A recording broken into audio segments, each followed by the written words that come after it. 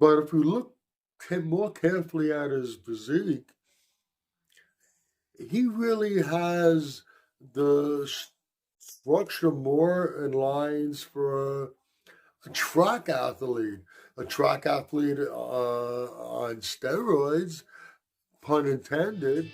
You are watching Muscle Central. Make sure you like, share, subscribe, turn on your notifications, and leave a comment. Okay, Andrew Jack places fifth in this year's Olympia. It's probably one of the few predictions that I got right for this year's Olympia. I pegged him for fifth. A lot of people were disappointed. They expected a higher placing. A lot of people had him pegged as the winner. What went wrong for him? What can he do to place higher or even win the Mr. Olympia? Andrew, when he walks out there and he just stands there, his height, his width, he is a very impressive figure to look at, just standing there. But if we look more carefully at his physique, he really has the structure more in lines for a track athlete. A track athlete on steroids, pun intended, but he really has a track athlete's structure.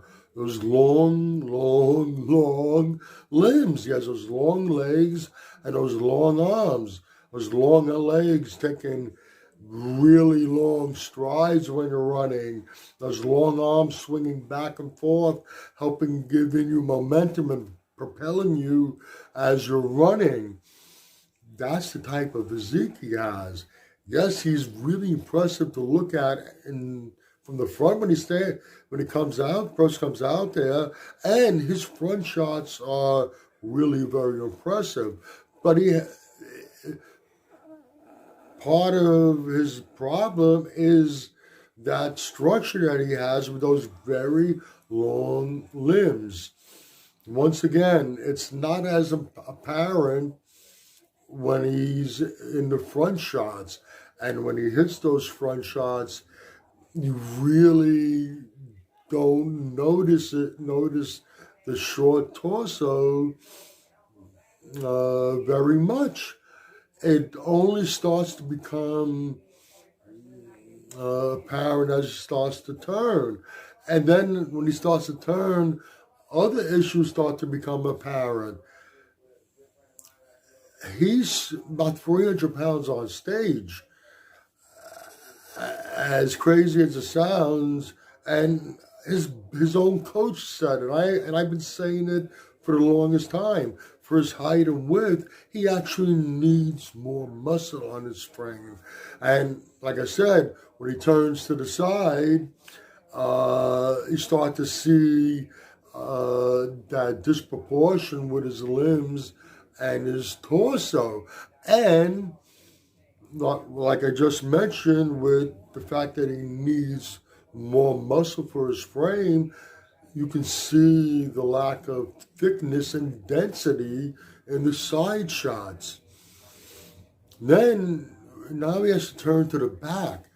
And when he turns to the back, it becomes even more apparent the imbalance, how you see how long his limbs really are in comparison to his torso, especially when he hits the back double biceps. This is all genetics. There's not a lot he can do about it.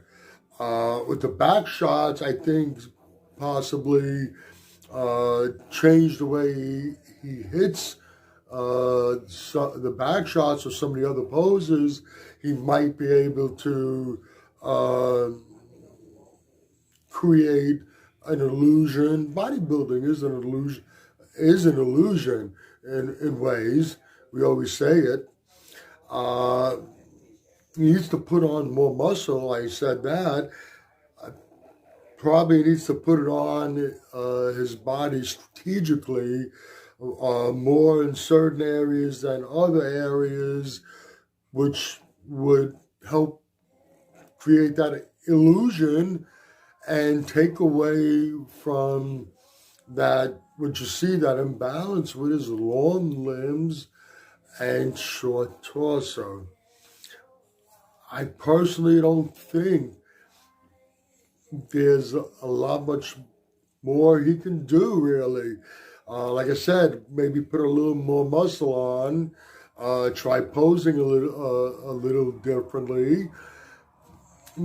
But at the end of the day, he can't change his structure, and he's always going to have long arms and a short torso. He can come in, he can improve his conditioning, which would definitely help. But at the end of the day, the way I see it, when he stands on the stage with the very best in the world, I think that's where he's going to have his problems.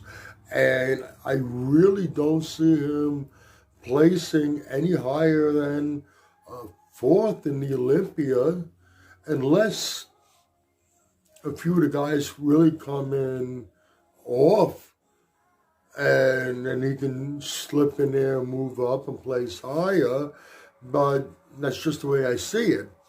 Now, you could agree or disagree with anything I've said.